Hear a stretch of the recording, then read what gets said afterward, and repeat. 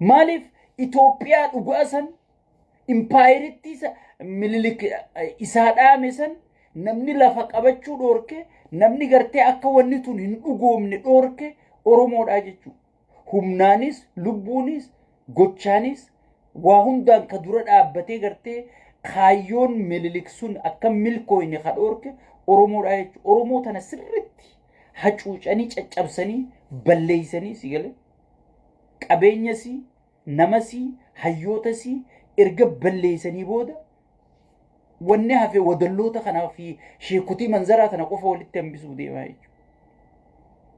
Tun already harka kennitee jirti jechuudha.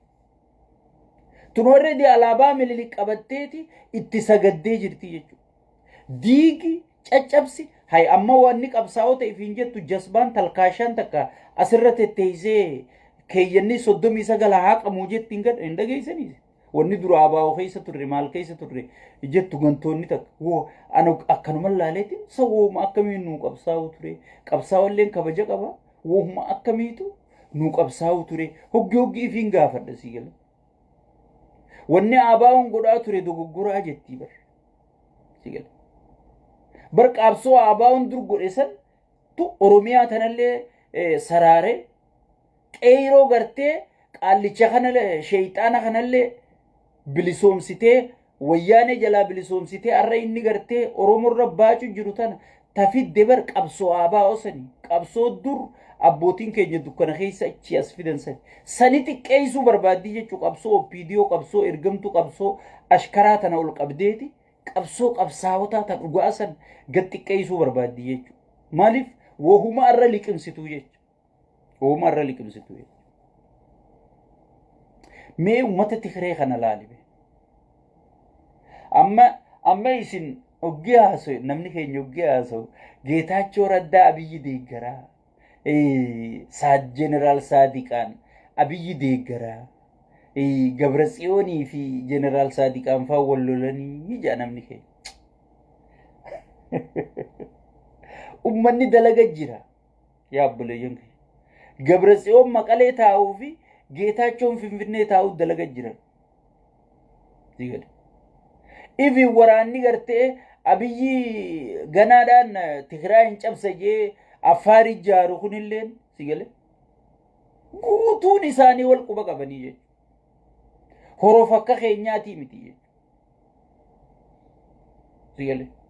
Jarri akkatti qabsaa'u beeka yeroo kufees gajje'eeti akkatti miila qabee dhaabsisu beekaa jechuudha. Si gale. Dhaabsisu beekaa jechuudha. Amma wal didanii maarree wal didanii bakka takkaa dhaabbataniiti namicha cabsuu dadhabnaan already adda facaanii jechuu wal lolanii. Hattuun hoggii keessa seentu boskii walitti gadhiifte hanga afaan kana hunda dhiiga wal keessaa na itutti. Yaa abbaa dhaabbu jee miskiintichi kiyya kun idduu seena keessa seenee fuudhee kuteeni jechuudha. Bar nama waltuma adda qabee bar kan wal galaafachuu deemu. Sigala adda dhoorkeemi. Yaa abbaa dhaabbu jee miskiintichi kiyya kun idduu seena inni duruu keessa seena kunis ichiin karee fudhabu suni keessa kofoo seena isiin ichitti deemtee adda fudhatti akkasitti adda facaasanii jechuudha. Akka waan wal lolanii fakkaataniiti adda facaanii itti qophaa'anii jiranii itti qophaa'anii jiran.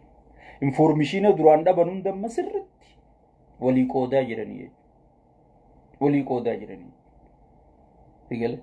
Faarsee bulaan kiyya gaarabbii itti fedhe nama sheeyxaantichaa wajji footoo ka'e hundaa'u isaan bira goota. Geechoo jechuu jiran namicha dheengadda gartee akkasi sheeyxaantichaa na gabbutee si galee arrabaa miti akkasitti irra deemaa ture sana amma isaaniif goota profaayila godhataniiti. Way geechi halkanii guyyaa isaaf salaatanii jechuudha. Taayyee dheengadda salaataniifoo amma sheeyxaana godhanii jechuudha. Si galee.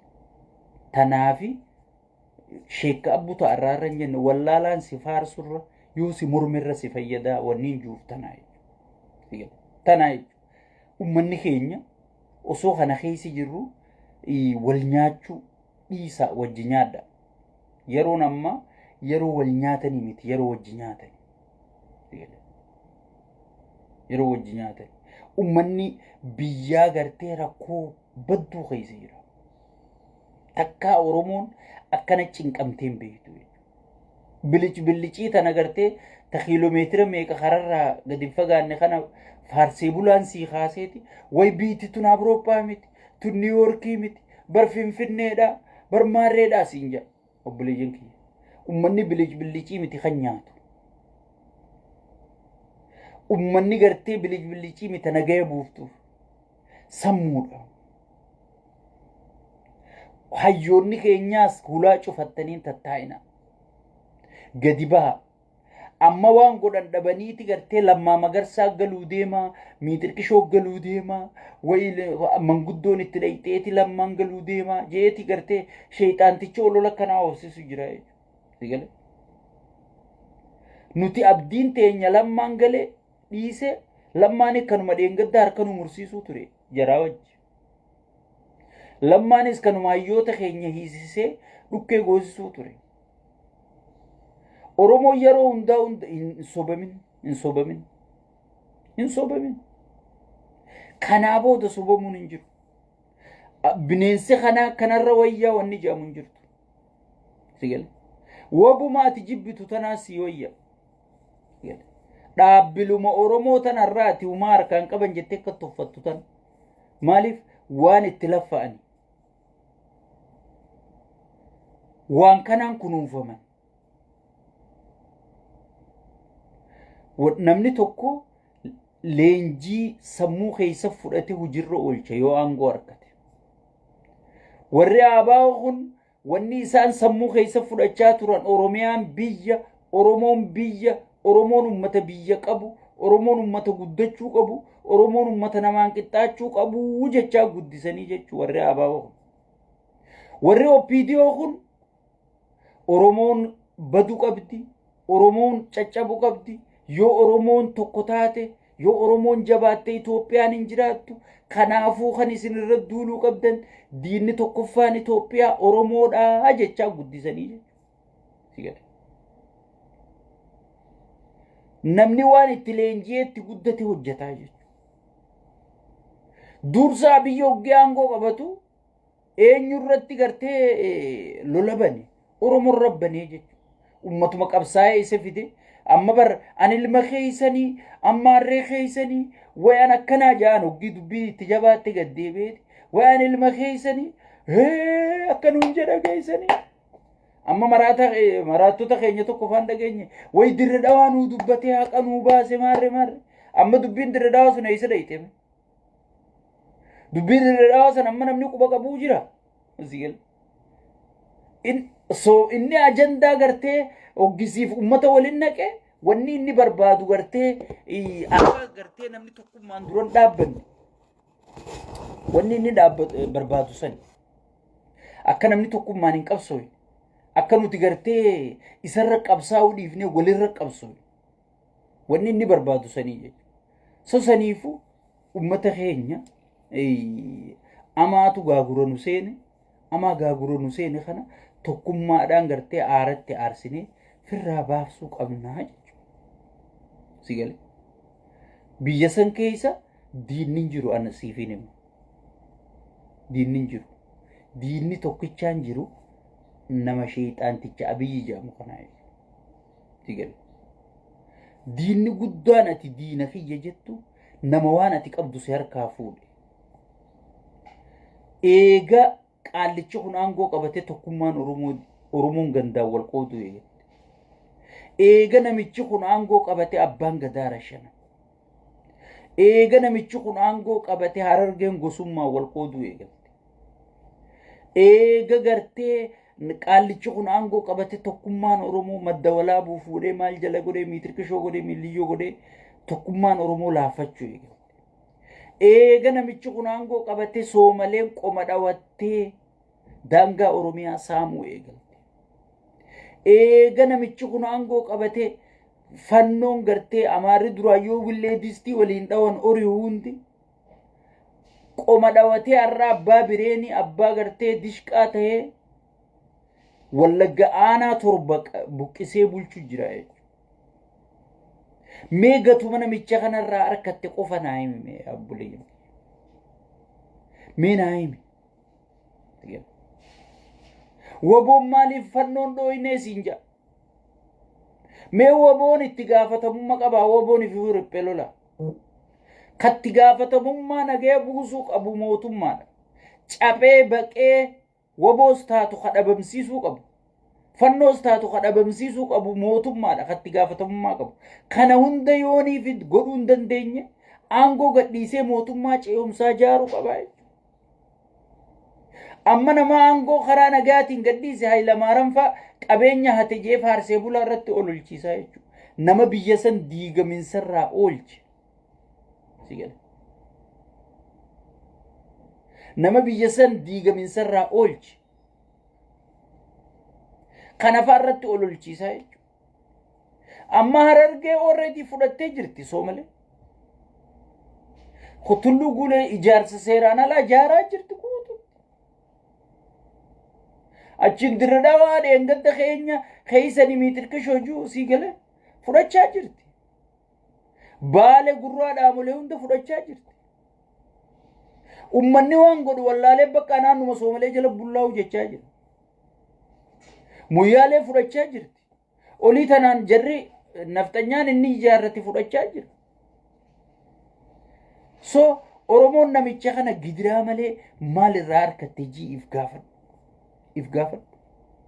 Amma Oromoon eega namichi kun aangoo qabate qabeenya harkatte maal harkatte siin jaa? Boobara wayyaanee keessaas Oromoon dinquu dayyaas fa'aan qabeenya qabaachuun ture. Bara Daargiiti bara Minilikiis Oromoon qabeenya qabaachuun ture. Namni tokkoo fi lama. Oromoon barka kasimis kiinomsu ka qabeenya sii kennu sirna malee bar namoota tokkoo fi lama ergamtu riphee olola warra gartee faarsee bulaa bituuf warra artistii bituuf kana maallaqa yootti kenna. Kun Oromoo bakka bu'a. Tujjaara Oromoo jaamaa qabaataa Oromoo jaamaa. So Oromoon xiyyeef gaafachuu wanni qabda yeroon isaa ammaa jechuudha. Maal keeysaan jira jettee if gaafachuu qabda. Maal keeysaan jira jettee if gaafachuu qabda. Rakkanne akkamitti isinitti himnaa cinqabne. Hoggii wanni takka dhufte eeysaa dhufteen kan hin beeyne harka dhooytanii jala kaatan abaluu kana jeebar maarree keenyaa kana jeebar mitirkishoo kiyyaa kana jeebar obboleeyso abbaan fedhe yoo kana jee maaliif jeejii yaati xiinxali hubadhu waan takka dubbii gara gaggalchi ilaale alanchi nyaataa hoggii nyaatu namni wayikkuma fuudhetti qorii keessaa fuudheef gaddii isaanii alanchaa bar dubbiis akkasumatti alanchi ilaale. Hay namicha abbaa gadaa rashanee namicha manguddoo rashanee fixe namicha sheekotii bitee fixe namicha gartee maallaqa riphee ololaa kana kennee faarsee bulaa bichisiisu jiru. Warra TikTokii fi warra YouTube kana deemanii meeqa kasii kenna jedhanii bitaan jiranii akka ummataa sagaleen taane. Sigale ummanni keenya gartee dammaqee kana hunda firraa eegu maaliif gibirinatti oliiqee maaliifin akkana tahee maaliifin dhalee guddifachuu dadhabee maaliifin dhalee barsiifachuu dadhabee maaliifin dhalee ergachuu dadhabee dhuguma namichi kun ilma kiyya moo diina kiyyaa ji'ee yeroon Oromoon halkanii dhaabbateef gaafatu yeroon isaa amma buleessu sammuu tana wanni rabbi sirra kaayee bakka itti yaadduufi bara. Sila namnummaan tokko kan yaadu barbaade rabbiin matuma tokko uumee dhiisaa bara. Maaliif mataan har'aas kaayee sirraas kaayee akkatti yaadduufi bara. Maarreen nu dhufu jira wayima yoo gubbaa dhufe Oromoo dhumatte maaltu dhumataaf Oromoo? Oromoo har'a dhumattee fiifuuyi. Mata keenya gartee namichi wayii isin godhate fakkaatti dammaqa naa isiniin jee hayyoonni keenyallee gabbaa uummata dammaqsaa tokkummaarra lallaba. Tokkummaa keenya jabeessaan jaa kun sheekkaa abbutaatii baga nagaan dhuftanii.